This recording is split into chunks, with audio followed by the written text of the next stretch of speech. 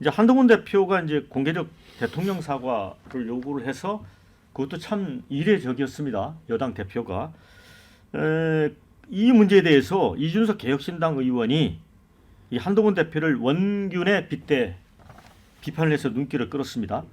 원래 의심병에 걸려서 사람 내치고 견제하는 선조도 욕을 먹어야 하지만 그렇다고 질천량 해전에서 다 말아먹은 원균이 선조 욕하면서 면피할 수 없다.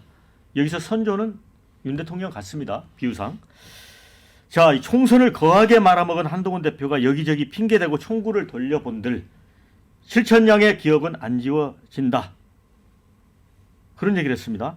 또 김 여사가 장관 인사에 개입했다는 주장에 찬동하면서 핵심인 법무장관 인사에 개입하지 않았을 이유가 있냐 되물으면서 그게 패전지장의 태생적 모순이다. 현재는 원균 잘 돼봐야 브루투스다.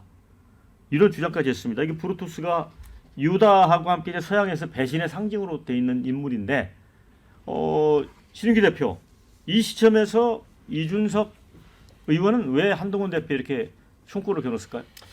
근데 이제 아무래도 이준석 의원은 사실 국민의힘의 당 대표를 지냈고요. 이제 새로운 정치 해보겠다고 하면서 어려운 결단을 해서 탈당을 해가지고 개혁신당의 초대 당 대표를 지낸 아주 중량감 있는 사실상 중진급의 초선 의원이라고 할 수가 있습니다.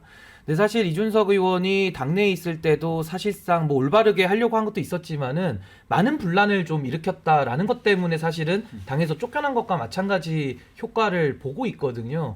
근데 그것도 사실상 이번에 그 공천 개입과 우리가 연관지어서 본다면은 이게 거대한 권력 다툼 속에서 나온 사안들이란 말입니다.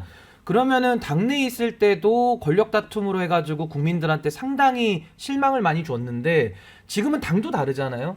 근데 너무나도 지나치게 여권에 대한 그런 이슈에 좀 집착하는 모습을 많이 보이고 있어요. 왜 그럴까요? 그러니까 이런 것들이 본인이 나중에 돌아갈 생각을 한다라는 아하. 의심을 받을 수밖에 없는 빌미를 제공하는 거거든요. 그래서 저는 이런 게 전혀 새로운 정치의 모습과 맞지 않고 오히려 당내에서 권력 투쟁하던 것보다 밖에 나와서 권력 투쟁을 한다라는 것은 또 국민들을 속이는 게 될 수 있다. 그래서 저는 좀 자제해야 된다는 생각이 들고 진정으로 이준석 의원이 야당의 의원으로서 정권을 견제하고 한동훈 대표를 견제하고 싶다면은 지금 이 공천 개입 이슈 있지 않습니까? 여기에 대해서 본인이 사활을 걸고 어떻게 고쳐내겠다 내지는 어떻게 진상을 규명하겠다 이쪽으로 메시지를 내야 되는데 또 아이러니하게 명태균 관련된 이슈에서는 또 명태균을 옹호하고 있거든요. 그러니까 이런 식의 좀 모순되는 행태들이 정말 국민들을 혼란스럽게 하는 저는 매우 좀 안 좋은 정치의 표본이라고 봅니다. 그래서 저는 이준석 의원이 한동훈 대표의 메시지에 너무 말 하나하나 나올 때마다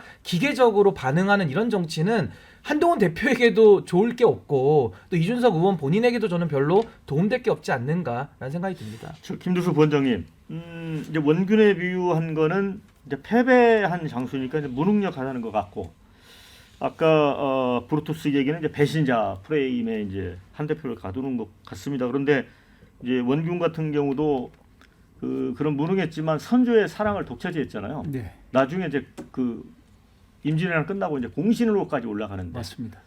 왜 이렇게 복잡한 과거의 그 스토리를 가지고 집중을 했을까요? 그러니까 이 사안을 설명하려면 그런 비유를 들어야 국민들이 잘 알아들으니까 그런데 근데 너무 어렵잖아요. 앞에 이제 이야기하신 이야기 중에 이준석 대표가 국민의힘에 뭐 혹시 돌아갈 생각 제가 단언코 없다고 말씀드립니다. 이거는 집권 여당에 대한 그러니까 우리나라 국정을 책임지고 있는 또 책임져야 할 한 주체로서의 한동훈 대표의 처세 그리고 기본적 리더십에 대한 비판을 하는 거고 그것이 이준석 대표가 그쪽에 대한 뭔가의 뭐 미련을 가지고 이야기하는 이런 건 전혀 아니다. 국민의 눈높이에서 판단하겠다고 했는데 그것도 굉장히 여건의 눈치를 보면서 대통령의 뭔가 재지연 사안처럼 슬금슬금 그 기회가 오면 조금씩 수위를 높여가면서도 국민들이 원하는 예를 들면 최병 특검의 문제라든지 지금 현재 김건희 여사의 문제라든지 이런 거에 대해서 한 발짝도 실천하지 못하면서 그런 것들을 하고 있는 것 그리고 공사 구별이 대통령도 안 되지만 한동훈 대표도 안 되고 있는 느낌이에요. 그러니까 왜냐하면 여기서 이야기했지만 그 전에 김건희 여사와 뭐 수많은 카톡도 나눴고 자기가 법무부 장관까지 됐던 사람인데 이것에 대해서는 전혀 딴 것처럼 또 뭐 지금 현재 저희 당은 이런 식으로 이야기하면서 마치 기존의 정당과 자기가 지금 맡고 있는 국민의힘은 다른 정당인 것처럼 약간의 말장난식 차별을 하고 있는 것 이런 걸 비판한 거고요. 그런 측면에서 또 하나 이제 신인규 대표 그런 이야기를 하는데 맹태균 씨에 대해서 옹호하고 있다든 이런 식으로 이야기하면 안 되죠. 왜냐하면 객관적 증거가 부족하다.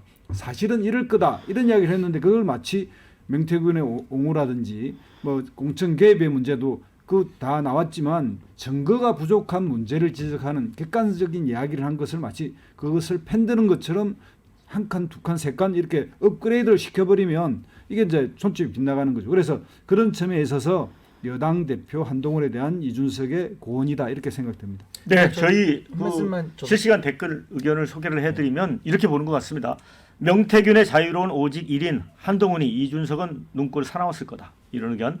한동훈 발언만 했는데 뭐 특검 정확한 입장 회피하는 것만 빼면 한동훈이 잘하는 거다. 저도 짧게, 짧게만 네. 코멘트를 드리면요.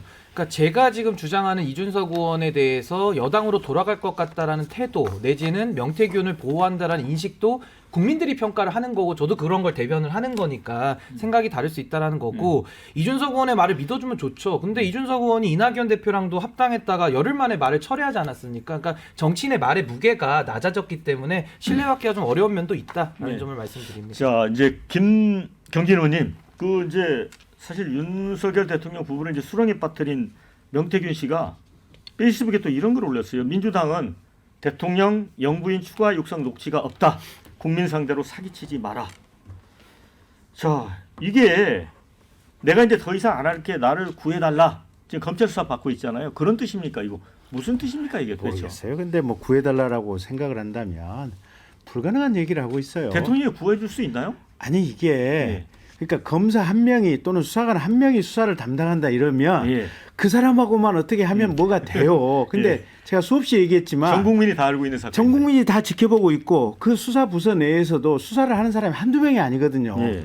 그러면 수사가 보통 한 5명에서 10명 정도 팀을 이뤄서 하게 되는데 이게 누가 어디서 전화가 왔다 딱 불가능한 그게 이제 국민도 그렇고 그분도 그렇고 수사에 뭔가 개입을 한다고 하는 것은 어느 시점부터 대한민국에 네. 불가능한 상황이 됐습니다. 아니 근데 이분이 사실 이제 실불사에서 천하람 이준석 의원하고 만나가지고 그때 공천 개입을 또 폭로하려고 했었잖아요. 명태균 씨가. 그러니까 계속해서 자기 상황, 입장 여기에 따라서 계속해서 말이 바뀌고 지난번에도 한 번은 뭐라고 얘기하시고 나서 대한민국 언론 전체를 조금 골탕 먹여야겠다 그 멘트도 했잖아요 보면.